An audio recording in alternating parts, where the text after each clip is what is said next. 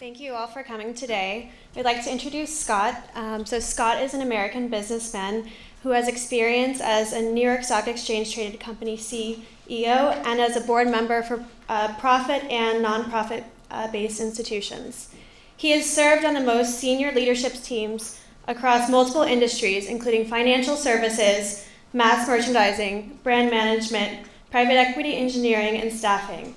He has served on the global executive committees of Lehman Brothers as Chief Administrative Officer, Investcorp as CEO of Europe, Sears Holding as Chief Operating Officer, and CDI Corporation, where he served as CEO.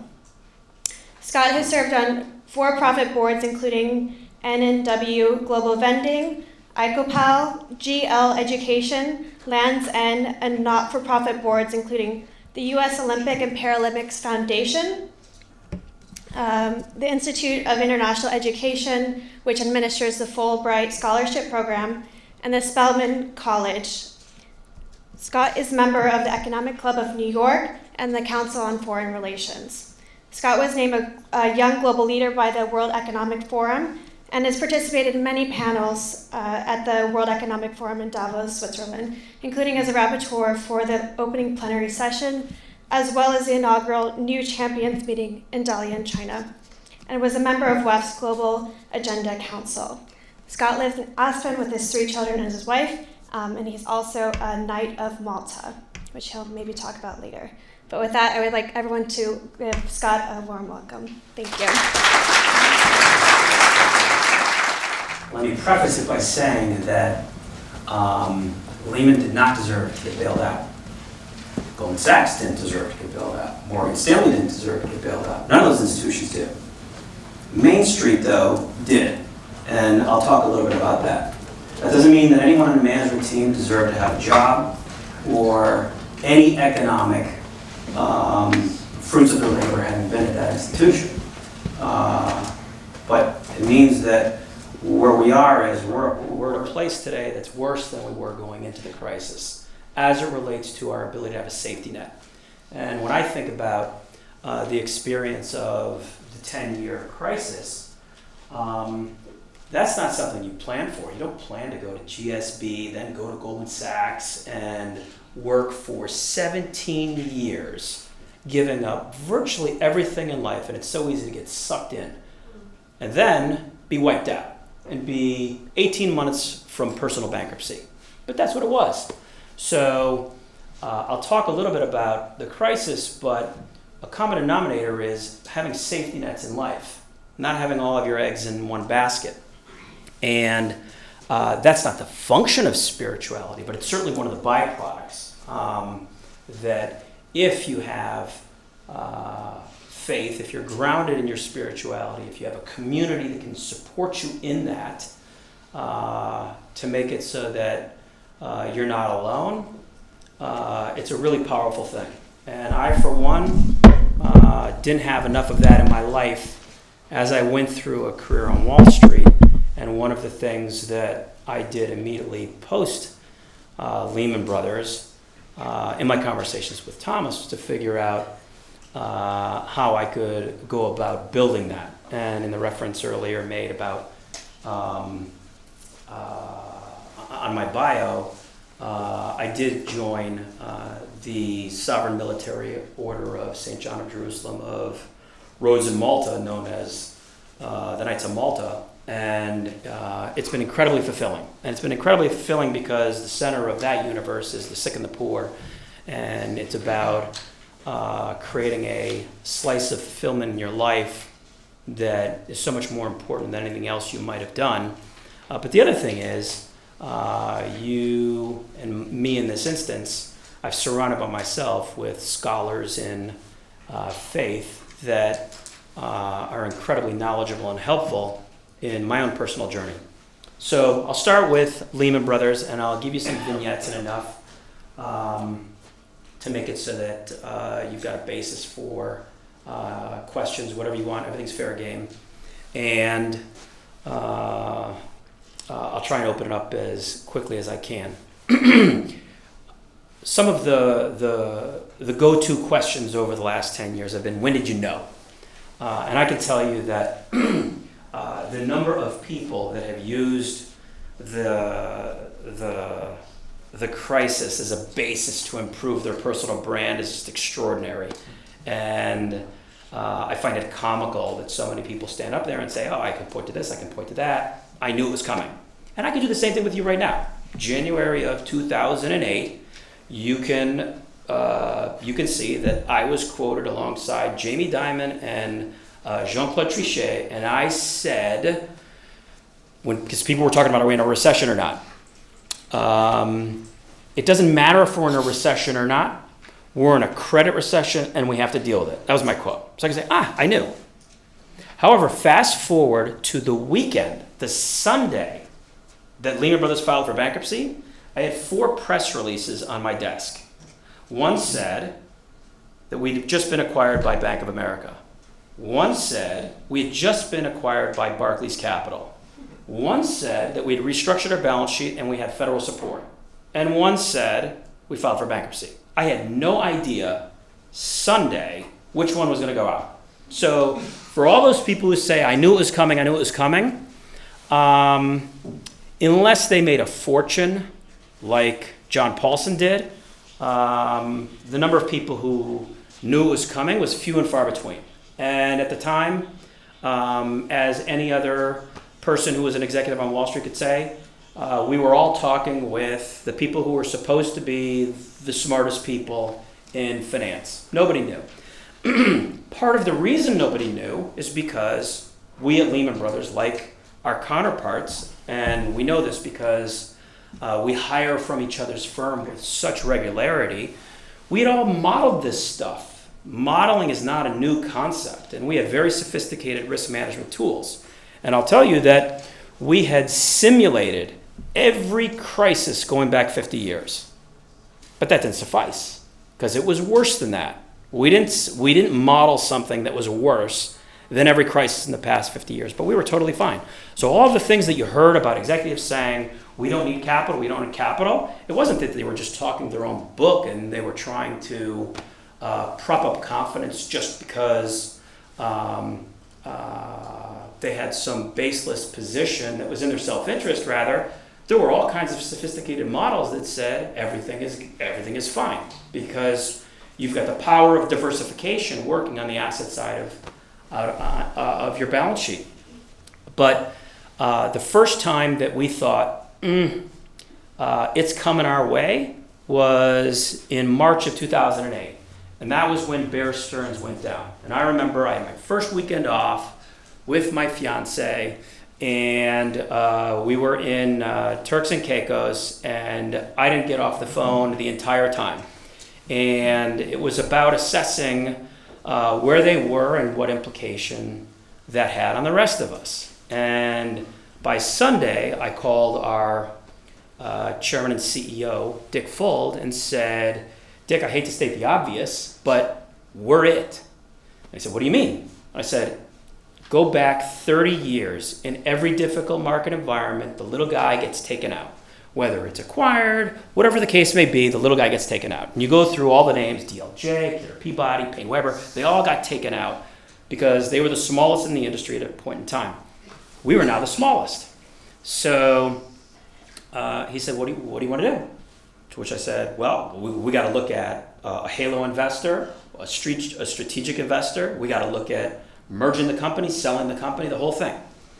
Now, again, to what actually happened, a lot of people think that Dick Fuld, who was notoriously true to his reputation to that point, that he was notoriously averse to selling the company, which he was. He spun on a dime at that point in time. So the words out of my mouth were, we are now the smallest. We have to do something. And then the deck goes through, who are the strategic investors? Who are the halo investors? And you'll see, and I think GSB students would appreciate the quality of the performance and analysis. I hope you will. That would actually be comical if you actually found a mistake in there. But we went through it all. And at the conclusion of that session, Dick said to the executive committee, what do you guys think? And no one said anything. Because the last time we had a meeting where we had talked about having a strategic investor was probably 1996. And the one guy who raised his hand and said, we should sell the company, was fired within a month. So nobody said anything, and that's a true story. So no one said anything. And Dick then said, well, I agree with everything. And I, to that point, for the past 10 years, was responsible for M&A for the house, as opposed to for clients. But I had a staff of, call it, 25 McKinsey folks, whereas our FIG group, our financial institutions group, had close to 150. So he said, Skip McGee, who was the then head of investment banking, you're in, give me solutions. And from that point on, we had talked to probably 100 institutions going through ways to try and get any one of those alternatives. So living from March through the final weekend was, I thought being a summer associate was hard. It was the same hours, except you're not working on a pitch book. You're dealing with globally reproduced storylines that you have to refute somehow without going on the record. Because the then CEO Alan Schwartz of Bear Stearns had just created the model that if you wheel out a senior executive to say, we have no problem, the entire world says, you've got a problem. So that wasn't an option. And we were talking with all of the top PR folks in the world, and everyone concurred. So you had to do battle behind the scenes on how to refute this stuff.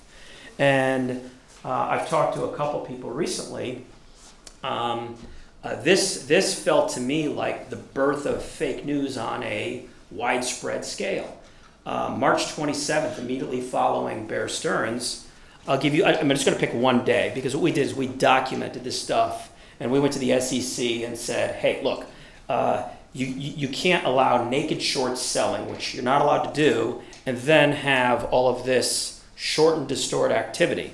And by the way, I'm going through this as an anecdote, not to suggest whatsoever that Lehman should not have gone under, and it was the fault of people who were rumor mongering. I'm not saying that at all. I'm just telling you what it was like to be there on a daily basis. But I picked one day for no other reason that when I was looking through it, it sounded like a fun day. In retrospect, and it was March 27th. What happened? There were widespread rumors on one day that we were filing for bankruptcy, that Wachovia had stopped doing business with us. Just imagine you're a global institutional investment bank, this being the rumor. It's not you blew a deal or you had a rogue trade. No, it's you're going bankrupt. Wachovia had stopped doing business with us. We had major positions with Icelandic banks, and they were going to fail, and we were going to suffer enormous losses. That we had stopped our repurchase program. That would be one of those. What happens if you issue a dividend? Don't issue a dividend. What happens to the stock price? So same thing with repurchase program. We announced that we were stopping the repurchase program, and that we're borrowing heavily from the Fed. Every single one of those was false. Every single one, fabricated. But the pressure to diffuse those was really intense, and the problem with it was, what happened on March 27th? Our stock dropped 9%. It worked. It was the easiest short in the world. And if you go fast forward to how this was, whether you want to call it a tsunami or a forest fire, and how it was accelerating, we held out for 6 months. Goldman and Morgan Stanley were right there. And if you look at the high and lows of intraday trading, what happened to Goldman Sachs stock? What happened to Morgan Stanley stock the 8 days surrounding the Lehman event? Goldman Sachs down 50%. 50% in 8 days. Morgan Stanley, 75%.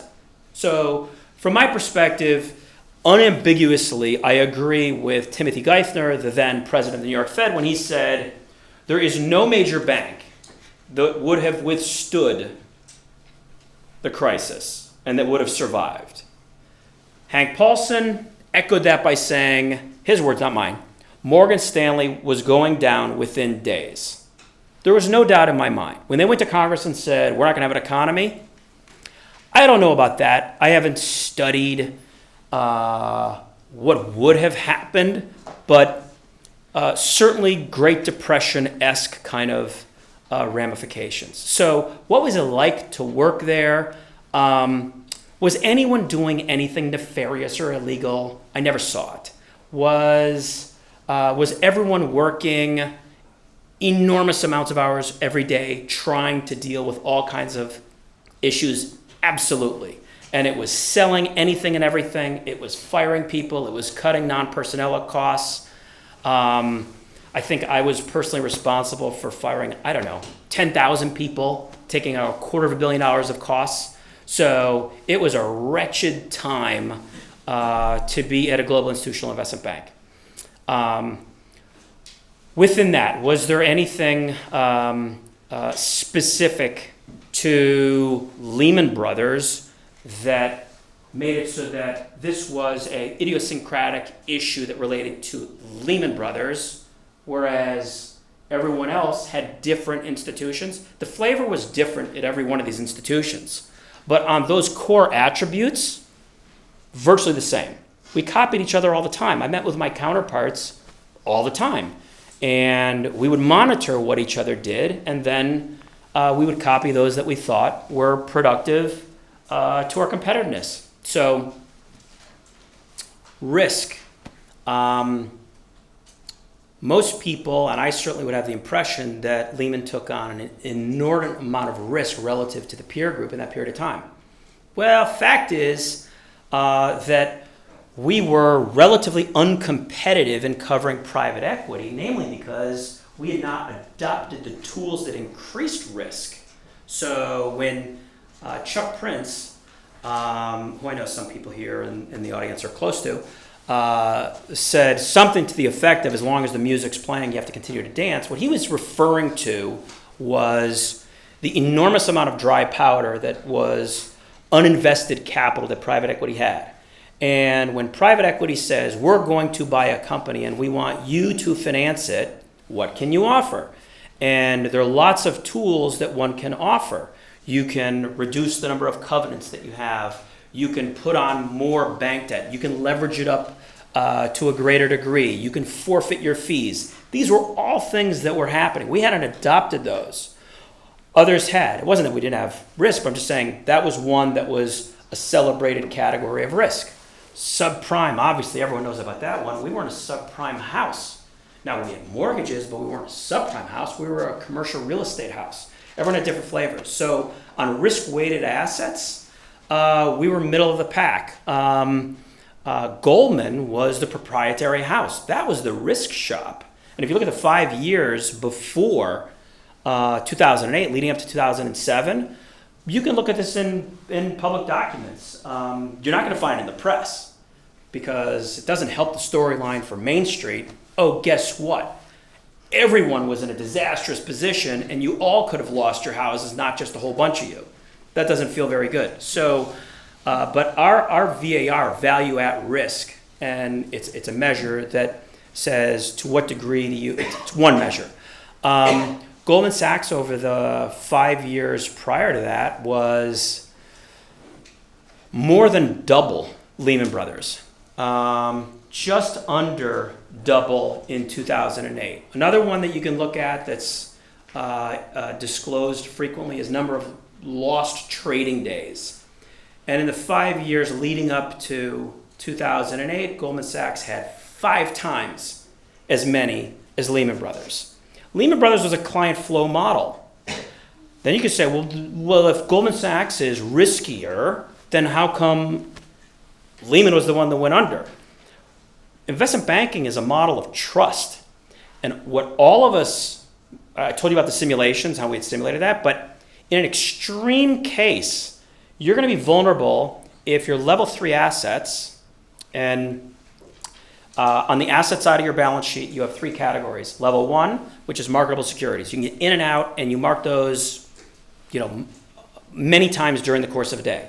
Level 2 assets are slightly illiquid. Think high yield bonds. They trade a little less frequently. Level 3 assets would be private equity investments. It would be investments in commercial real estate, 1,000 acres of land that you're developing, those sorts of things.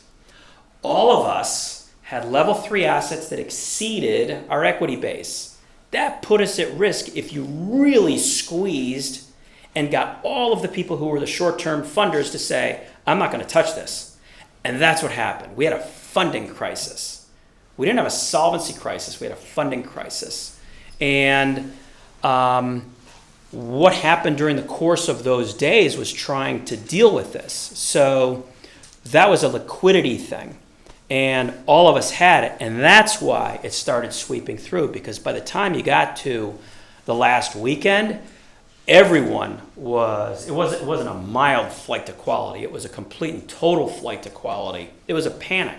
So as it relates to safety nets, one of the primary problems was post the Great Depression, the Fed put together a great foundation, a term that was used for different purposes, breaking the glass. And namely, it's Section 13.3 of the Federal Reserve Act. And basically what it says is the Fed, which regulates banks, can step into a non-bank financial institution and say, we're going to inject you, prop you up because there is systemic risk that can hurt the whole system.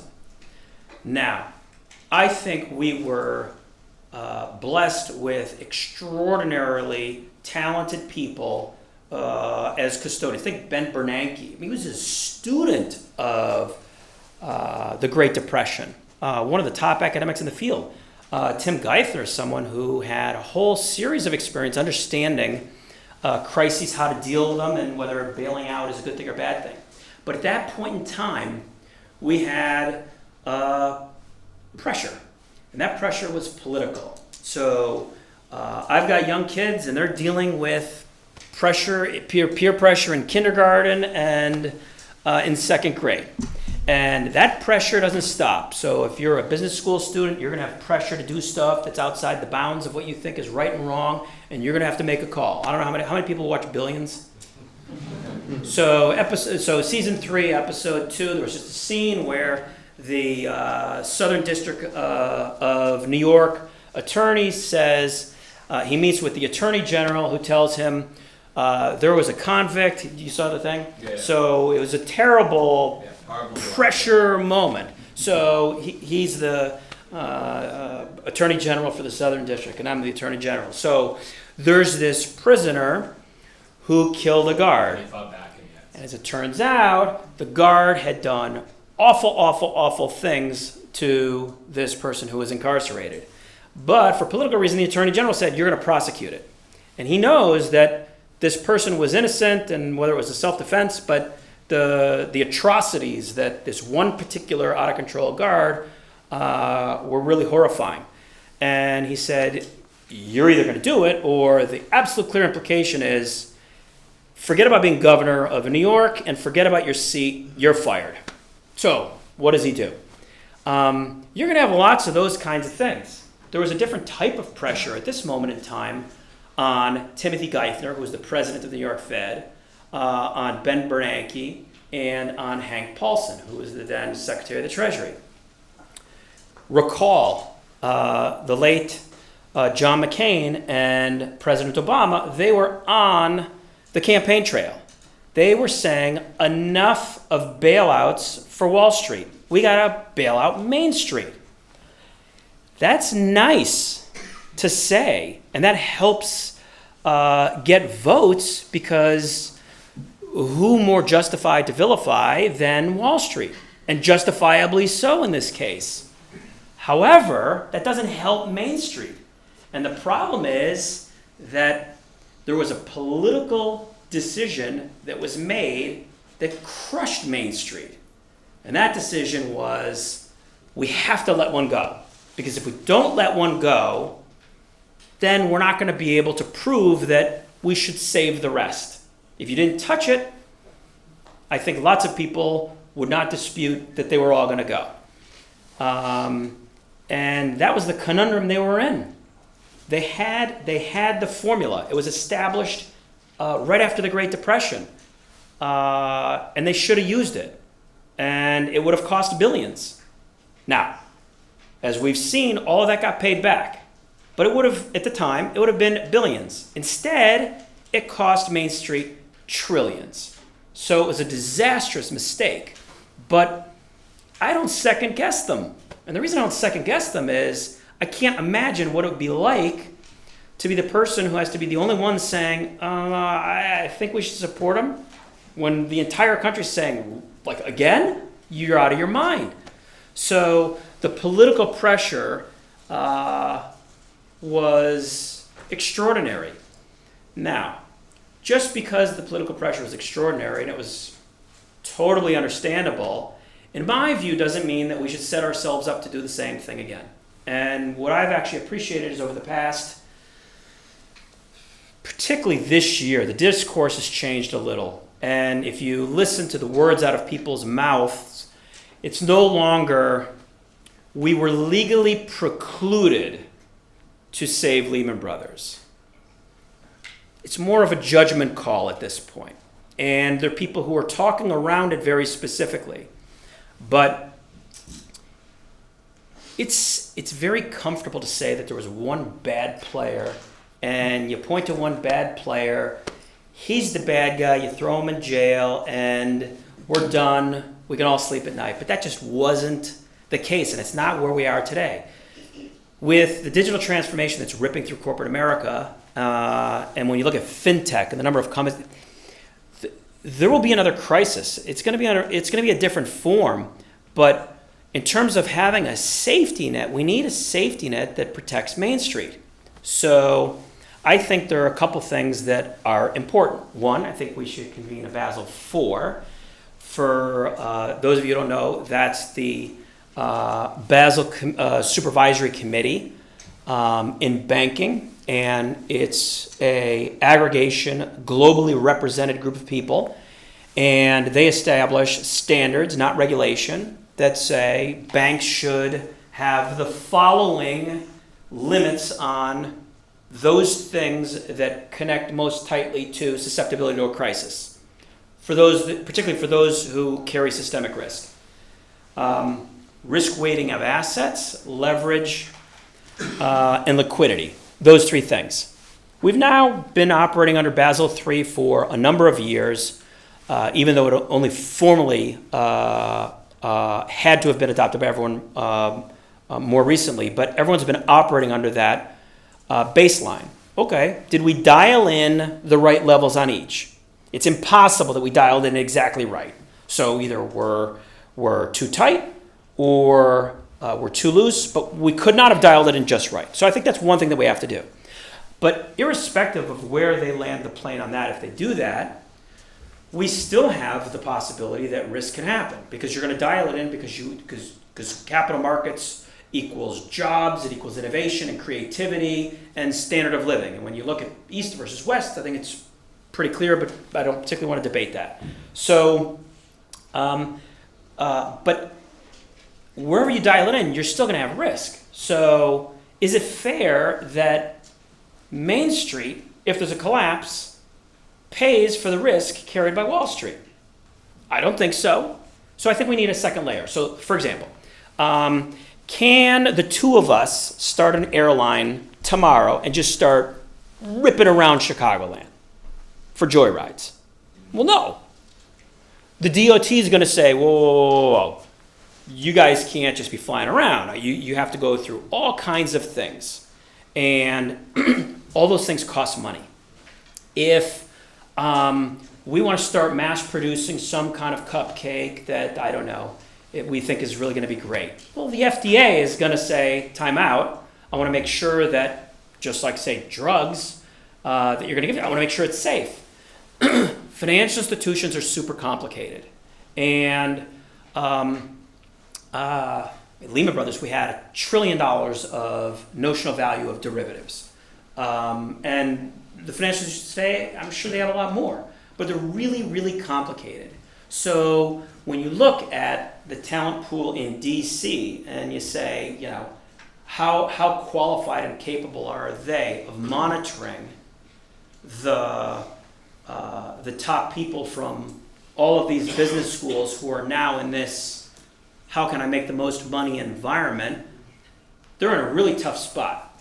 So I think if we had a safety net, which was either the financial institutions pay into a fund so that there was industry dollars ready to go when anyone got into trouble, the political pressure would be diffused because it's not coming from Main Street, it's coming from Wall Street. So whether you call it a fund, insurance, whatever that is. And when I look back from the time when I was there to today, we're largely in the same place. Because Wall Street doesn't have to pay for the systemic risk for which they carry, they're now in a position where they can take that money that they would have had to pay, like the FDA or the DOT or whoever, and give it to the employees in compensation. So I was pleasantly surprised right before our talk today that one of the GSB students was working at the Obama Foundation and was going to go into public policy. That's pretty rare. It certainly was rare when I was coming out of business school. But if you look at the graduating classes, say Harvard Business School, there's no industry that has more people going into finance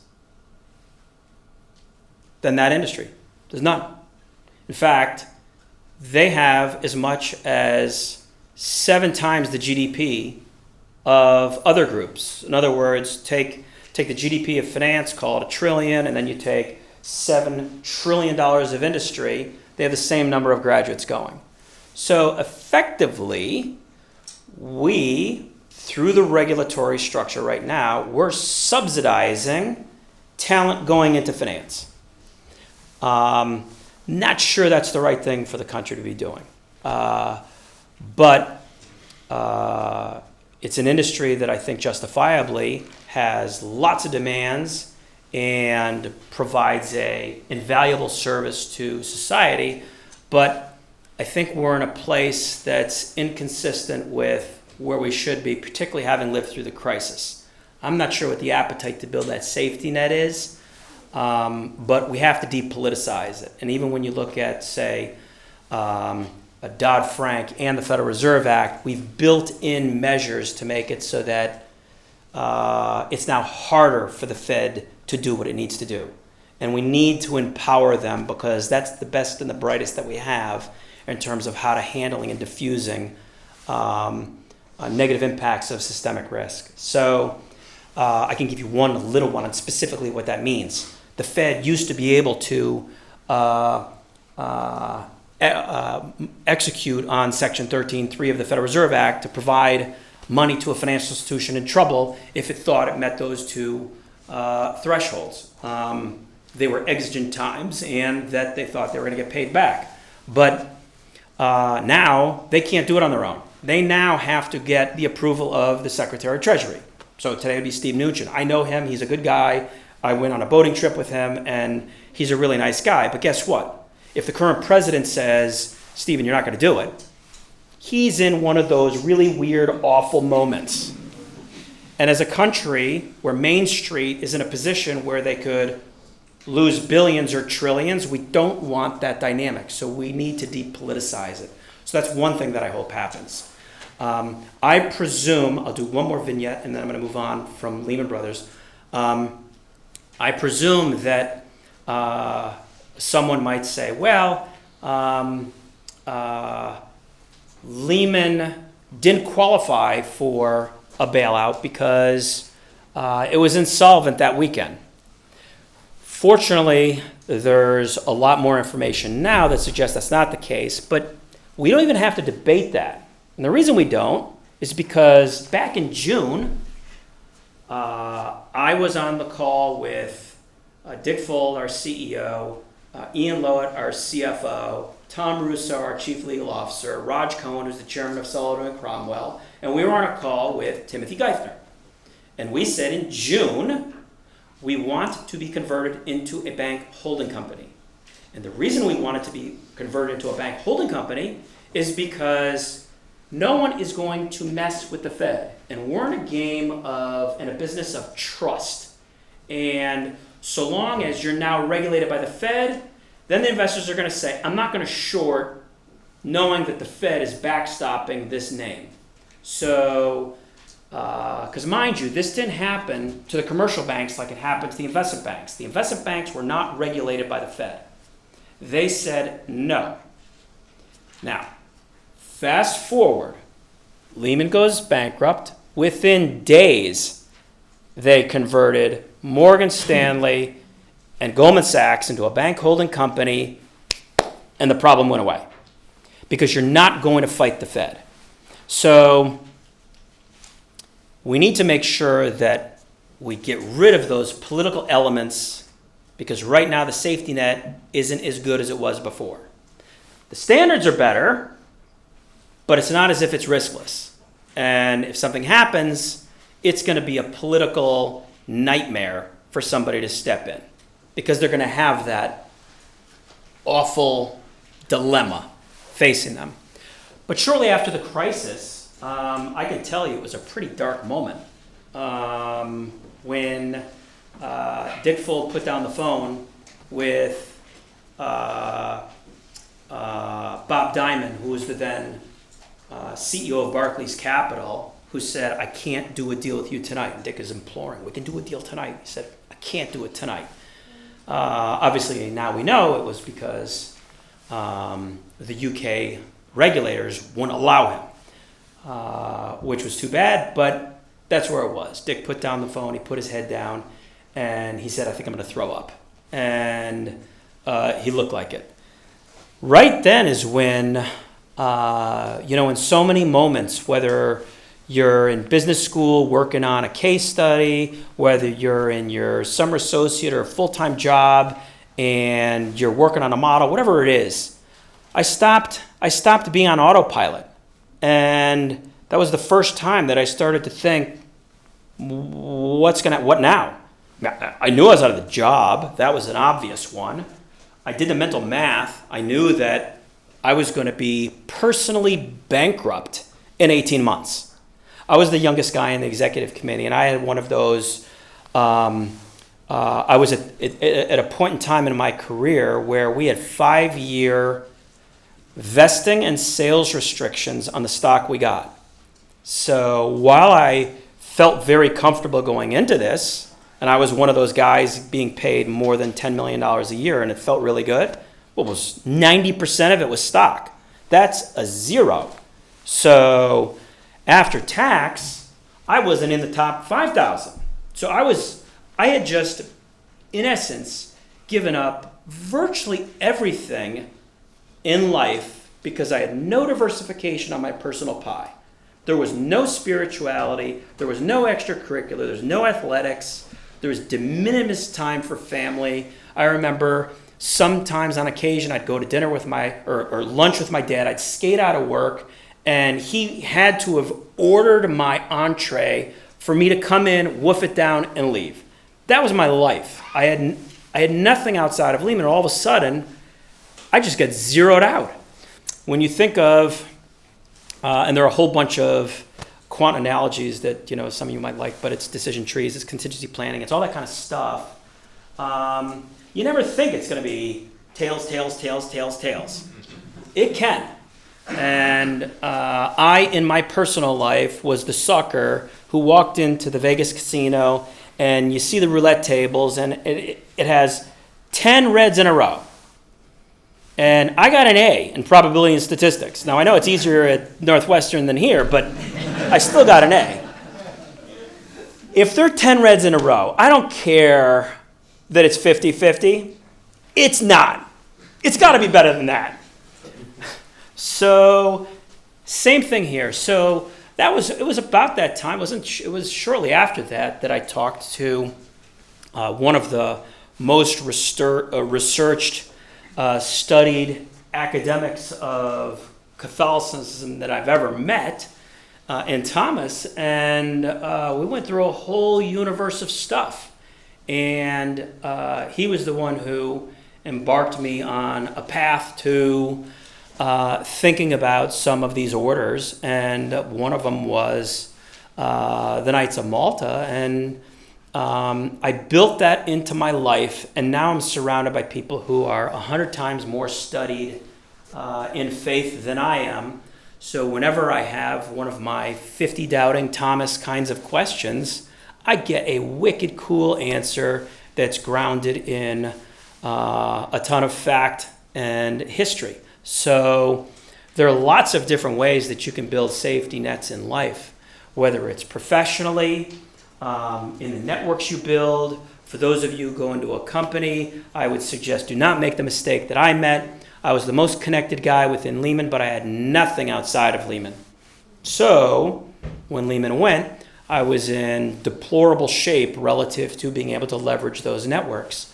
So if there's something that I'd leave with you, it's think about, as you apply that decision tree in life and portfolio theory, use it for your personal life so that you will have a safety net.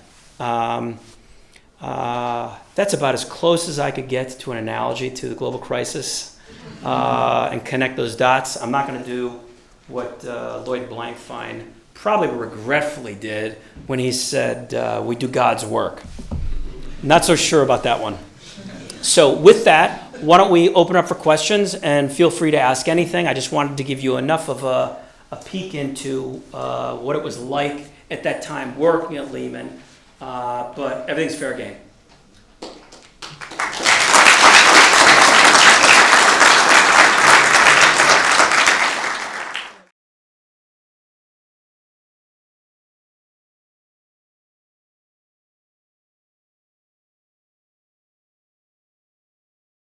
My parents raised us Catholic. We went to church every day. As an inducement, we every Sunday would go to a pastry shop and get to pick whatever we want right after church.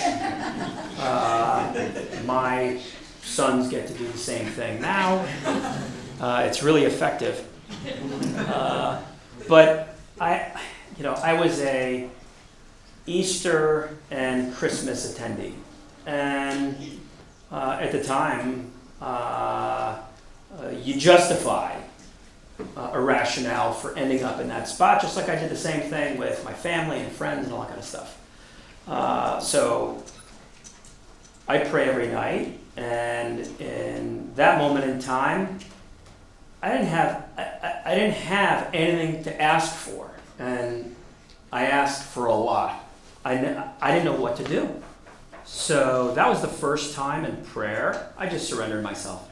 I said, I have no idea what you have in store for me, but bring it on, whatever it is. I really didn't know what to ask for.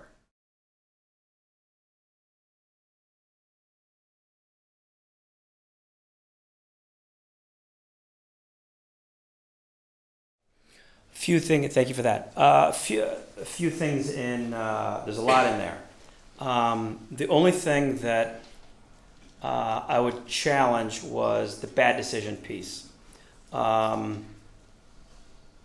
In retrospect, it's really easy to second guess the decisions that were made, but none of the decisions were not grounded in a plethora of analytics, history, the like. There was nothing.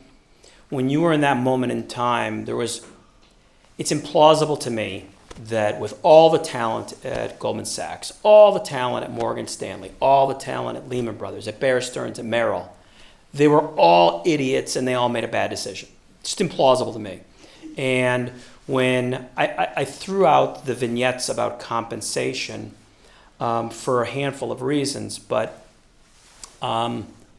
if you were part of a team making that kind of money, you're in preservation mode. You do not want that to stop.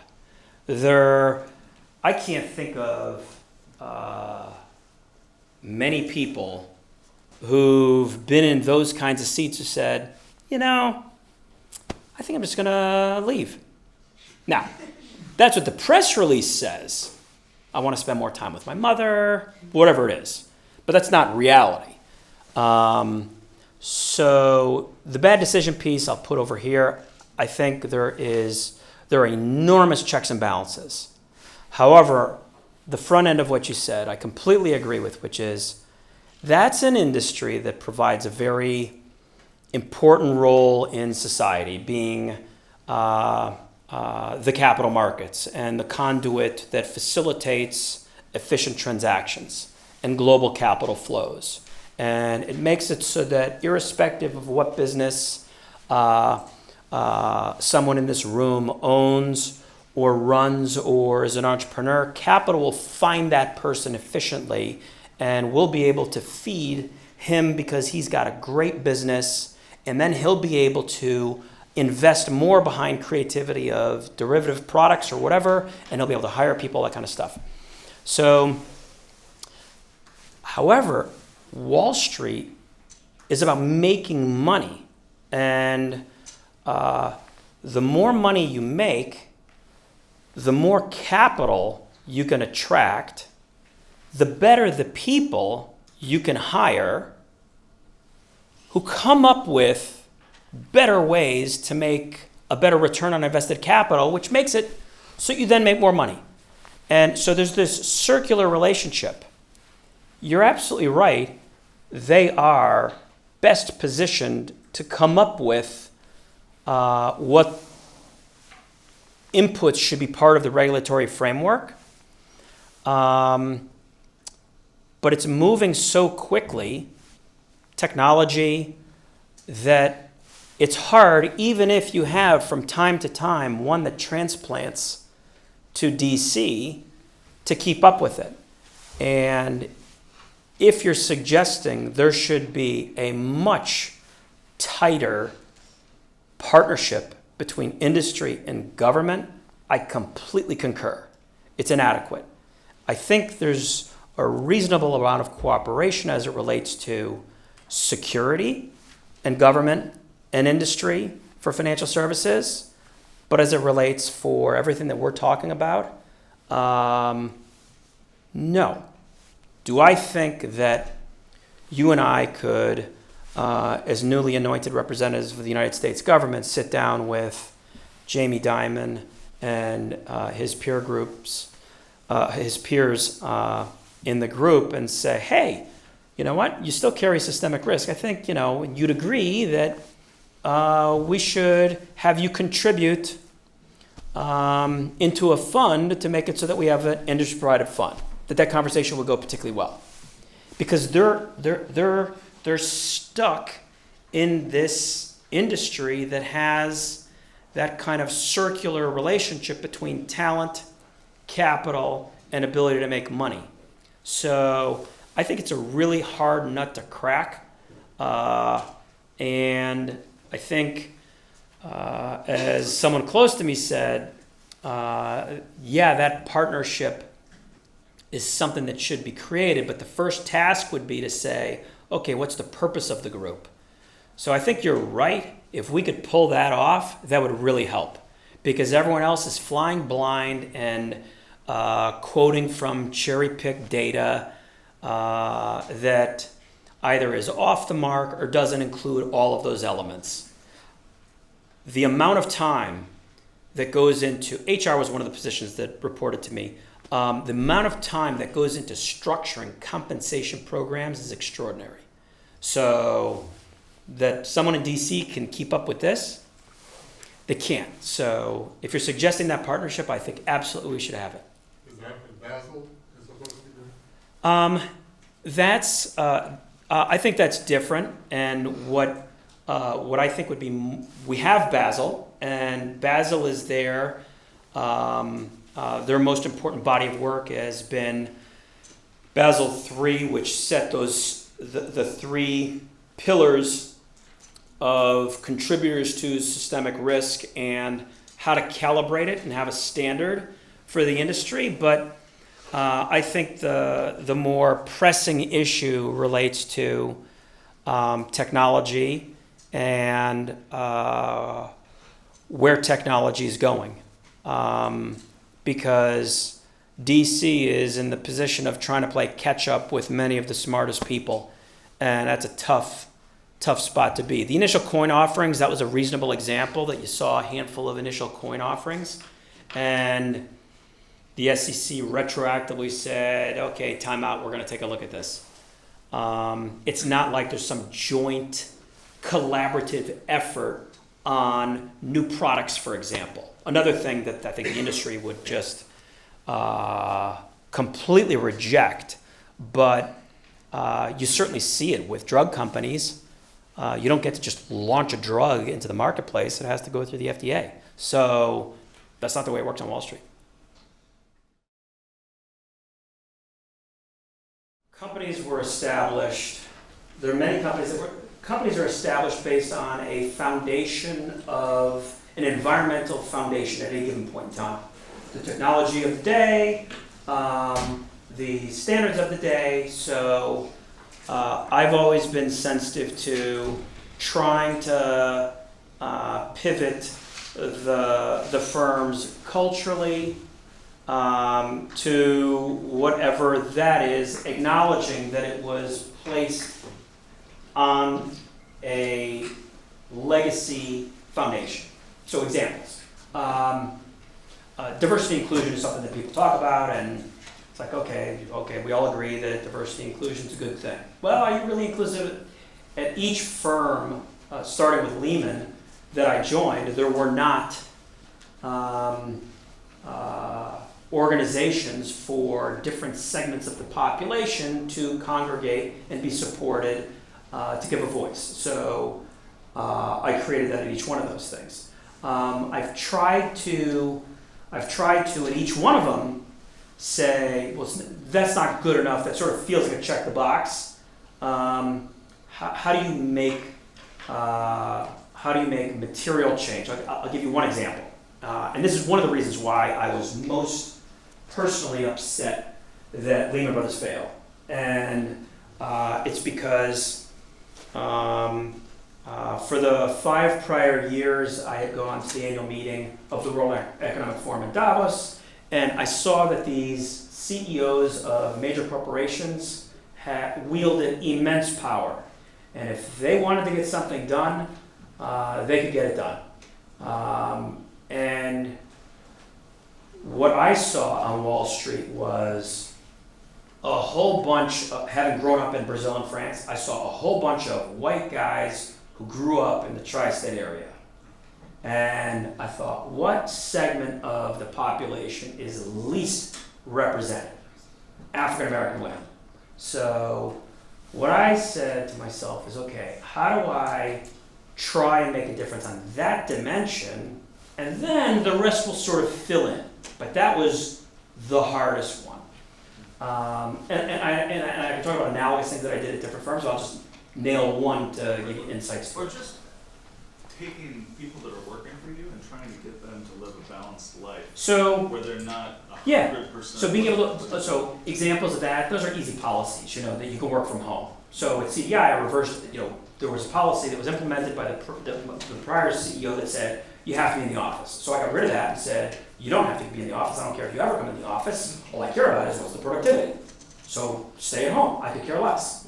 So that's an example of that. But to me, to crack a lot of these cultural norms, you have to do other kinds of things. So in that one case of, say, Lehman Brothers, what I did is I met with a bunch of university presidents who I thought had the best African American studies programs. So Princeton had a really good one. I thought someone had a Princeton hat in here or colors. But the other one was, 94. what's that? 94. Okay. They didn't have the hat. There you go. So go Tigers. Anyway, since Princeton, so remember the stat that I told you about Harvard, okay, and the concentration of people from Harvard who go to finance? Princeton, in the service of the nation and others, is that the motto? Princeton, the nation's service. Okay, the stats are worse than Harvard. So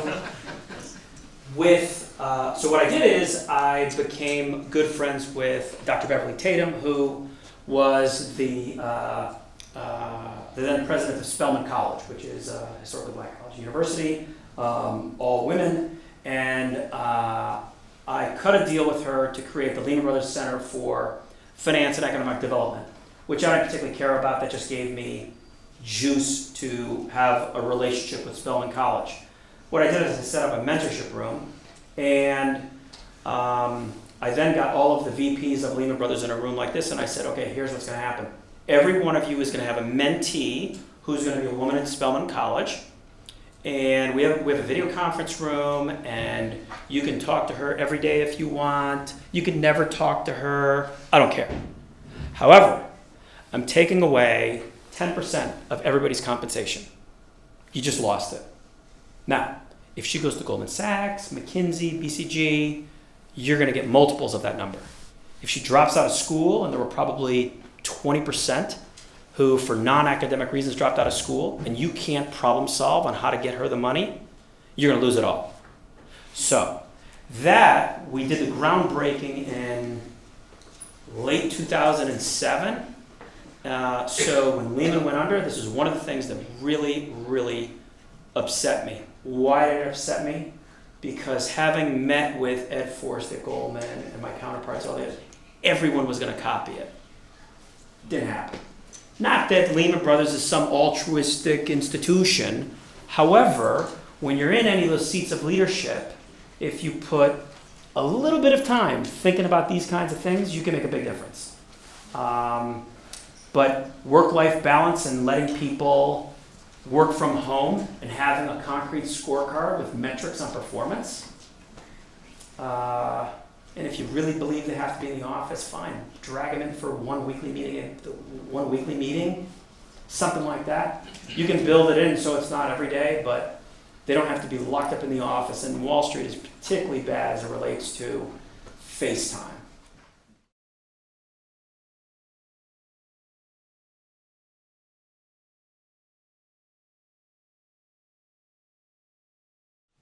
Hindsight's 2020. I don't know. I haven't talked to him. I've talked to him before the crisis, not after. And I'm just smiling because my brother sponsors a forum with the Council on Foreign Relations. So 2 weeks ago, there's the Stephen C. Freidheim forum with Geithner, Paulson, and Bernanke, with my brother in the front row. I don't know if you read my article in the FT. I did an op-ed talking about the salient parts that we talked about tonight as it relates to a safety net and how trying not to be someone who says that I explicitly said we didn't deserve it. I went through, it was a mistake and we shouldn't do it again. My brother did everything possible to dissuade me from publishing this piece, as you can imagine, with him in the front row with his three buddies. I think even in retrospect, while his intentions were probably good, he was certainly the most experienced person as it related to capital markets and investment banking. So as I look at what he did, he had every good intention. I do not subscribe to any of these theories that whatever the relationship he had with Dick Fuld, which I obviously am privy to, but whatever that was, I do not think that influenced his decision making. I think he was trying to do what was right for the country. I do think that he put himself in front of the Fed, which he should not have done. I think he did it for the right reasons, But I don't know if it would have mattered, because I don't know that Bernanke or Geithner had the stomach. Maybe they would have without him fronting, there is no government money. There was a series of challenges. Did Lehman have collateral that would justify a Fed position that they weren't lending into a hole that weekend? They came up with that determination by asking the peer groups that weekend. Now, if you recall, and you can look at Sorkin's book, not once did any of the government officials say, we could not lend. They said they wouldn't. But it was that weekend, by going to Morgan Stanley and Goldman, Ripplewood, and other large institutions, and saying, what's the collateral level? Okay. Geithner, before that process started, said there will be no Fed money. That was a pro forma exercise. And something that I didn't talk about tonight, which is very relevant. Right after Bear Stearns fell, I was one of the executives who welcomed the Fed into our offices. They hoteled in our offices for the next 6 months. They had access to everything. We met with them on a regular basis. And at every point in time, they said, we're middle of the pack. So to spin on that dime, the only way I can resolve that is the intensity of that political pressure. So would it have helped? I don't know. Because I was on the phone with Timothy Geithner in June, and it was a no. Do I think without Paulson having front-run him by having his staff leak, he says there's no money, which wasn't his jurisdiction. That was the jurisdiction of the Fed. And at that point in time, Section 13.3 did not stipulate you needed the approval of the Secretary of Treasury. So it exacerbated the political pressure, but I don't know that it would have made a difference.